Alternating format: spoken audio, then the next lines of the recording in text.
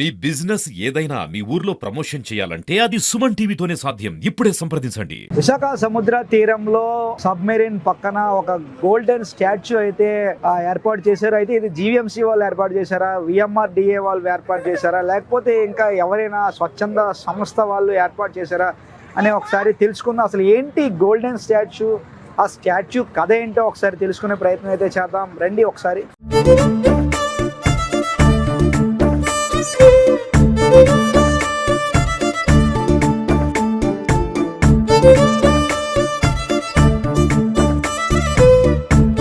చూశారు కదా, నిజంగా చాలా అద్భుతంగా ఉంది గోల్డెన్ స్టాచ్యూ. సో ఇంతకీ ఏంటి గోల్డెన్ స్టాచ్యూ మనం ఒకసారి చూద్దాం.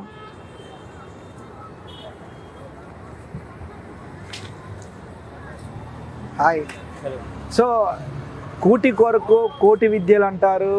నిజంగా ఈ అంటే పొట్ట కూటి కోసం నిజంగా అది ఎంతసేపు అయినా కూడా తను అట్లాగే నించుంటున్నాడు. సో ఆ గోల్డ్ డ్రెస్ వేసుకొని అట్లనే నించుంటున్నాడు. ఒకసారి తను అడిగి అసలు ఏంటి, ఎప్పటి నుంచి తిని ఇట్లా చేస్తున్నారు, ఇవన్నీ అడిగి తెలుసుకునే ప్రయత్నం చేద్దాం. హాయ్ అన్న, నమస్తే. नमस्ते। తెలుగు వచ్చా? तेलुगु नहीं आता? हिंदी। आपकी नाम क्या है? मेरा नाम है प्रतीक घोष। प्रदीप घोष। वेस्ट बंगाल से मैं आया हूँ। वेस्ट बंगाल से आया, कलकत्ता से आया? कलकत्ता से कभी आया? भाईजैक में मेरा 1 साल हो गया। 1 साल हो गया। अगले 2023 में 15 तारीख को चालू किया था, दिसंबर में। ओके, चलो। तो अब कितने घंटे रहते हैं? घंटे हिसाब से मतलब मेरा वर्किंग टाइम है 3-4 आवर्स और स्टैंडिंग टाइम 15-20 मिनट्स। 15-20 मिनट से अब 15-20 मिनट नहीं डिस्टर्ब हुआ? नहीं, मैं 15-20 मिनट हिलता नहीं हूँ। हाँ, कभी हिल जाता हूँ, बट ज़्यादा से ज़्यादा हिलता नहीं हूँ। ओके। अब पूरा गोल्डन पेंट है? यहाँ पेंटिंग नहीं है, अलग चीज़ है। अलग चीज़ है। क्या चीज़ का नाम क्या है? ये तो मेकअप है। मेकअप। हाँ, ये अलग है, कपड़ा मिलता है ऐसा। ओके। डेली बीच रोड में 3 घंटे रहते हैं? हाँ, 3 आवर्स, 5 से लेकर 9, 8, 8:30। कितना साल के वो काम कर रहे हैं? 1 साल ही हुआ, मैं भाईजैक में स्टार्ट किया। वाइजैक में स्टार्ट किया।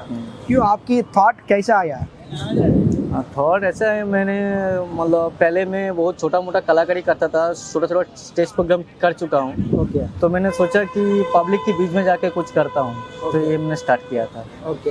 हाँ, और भी कुछ कहानियाँ हैं इसके स्टार्ट के पीछे। हाँ, तो कितना इनकम डेली, आपकी इनकम कितना है डेली? इनकम ज़्यादा नहीं होता है, 1000, 800, कभी 1200 भी हो जाता है। 1200 भी हो जाता है? हाँ, कभी वो रोज़ नहीं होता है, बस कंपल्सरी 6, 7, 8 मंथ। 6, 7 मिनिमम 6, 7, 800। 100 बहुत ज़्यादा अमाउंट कितना है? ज़्यादा अमाउंट कहाँ, 1000 ही होता है, 1000, 1500, 1200 ऐसे होता है। संडे को, अभी संडे सैटरडे हो जाता है। ओके। फैमिली पे रहते हैं इधर वाइजैक? नहीं, मैं अकेला ही रहता हूँ, फैमिली कलकत्ता में। ఫ్యామిలీ కలకత్తా. शादी हुआ? नहीं, अनमेरिड है। అన్మ్యారీడ్. అచ్చి. నిజంగా ప్రతిరోజు కూడా 3 గంటలు విశాఖ సముద్ర తీరంలో స్టాచ్యూలో నిలబడతాడు ఇతను. సో కలకత్తా నుంచి ఇక్కడికి వచ్చానని చెప్తున్నాడు. ప్రతిరోజు 3 గంటలు అయితే నించుంటాడు, కదలకుండా 15 మినిట్స్ అయితే తిని నించోగలుగుతున్నాడు. ఎంత డిస్టర్బ్ చేసినా కూడా డిస్టర్బ్ అవ్వడు. సో కదలకుండా అందరూ వచ్చి ఇతన్ని ఒక నిజంగా స్టార్టింగ్ చూసిన వాళ్ళకైతే ఇతను ఏదో ఒక స్టాచ్యూ లాగా అయితే అందరికీ కనిపిస్తూ ఉంటాడు. ఇతను కదిలితే కానీ స్టాచ్యూ కాదు అనే విషయం మనకు అర్థమవుతుంది. ప్రతిరోజు కూడా అంటే కూటి కొరకు కోటి విద్యలని ప్రతి ఒక్కరు కూడా చెప్తుంటారు. తిన కోటి అంటే పొట్ట కోటి కోసం ఊరు కాని ఊరి నుంచి వచ్చి ఈరోజు విశాఖపట్నంలో ఉంటున్నాడు. దగ్గర ఒక 2-3 సంవత్సరాల నుంచి కూడా ఇట్లా చేస్తానని చెప్తా ఉన్నాడు. విశాఖపట్నం వచ్చి విశాఖ సముద్ర తీరంలో కదలకుండా 3 గంటల పాటు తను పనిచేస్తూ ఉంటాడు. సుమారు 15 నిమిషాల పాటు స్టాచ్యూ ఫోజులు అయితే అట్లానే ఉంటాడు, కదలడు. ఎవరెంత డిస్టర్బ్ చేసినా కూడా తను డిస్టర్బ్ కాడు. రోజుకి 600 నుంచి 1200 రూపాయల వరకు కూడా సంపాదన ఉంటుంది అంటూ కూడా తను చెప్తా ఉన్నాడు. ఏదేమైనప్పటికీ కూడా తన కళ ఏదైతే ఉందో పొట్ట కూటి కోసం తన పడుతున్న ఏదైతే తను అంటే పని చేస్తూ ఇతరులకు కూడా నవ్విస్తున్నాడు. ఇప్పుడు మనం చూడొచ్చు, స్టాచ్యూ అనుకున్నారు వాళ్ళందరూ కూడా. సో వాళ్ళందరూ కూడా ఒకసారి షాక్ అయ్యారు. సో ఏదేమైనప్పటికీ కూడా కళలకు పుట్టినీళ్ళు విశాఖపట్నం. విశాఖపట్నంలో ఎంతోమందికి విశాఖపట్నం ఒక ఆదరిస్తూ ఉంటుంది. విశాఖ ప్రజలు కూడా ఎంతోమంది ఆదరిస్తూ ఉంటారు. ఏదేమైనప్పటికీ కూడా స్టాచ్యూ ఫోజ్ అయితే ఉందో మనం కూడా ట్రై చేసాము. సో నిజంగా ప్రతి ఒక్కరు కూడా వచ్చి ఈ స్టాచ్యూని చూసి అతనికి కొంత సహాయం చేయాలని అందరితో పాటు మనం కూడా కోరుకుందాం. కెమెరా పర్సన్ రాజేష్తో చందు, సుమన్ టీవీ, విశాఖపట్నం.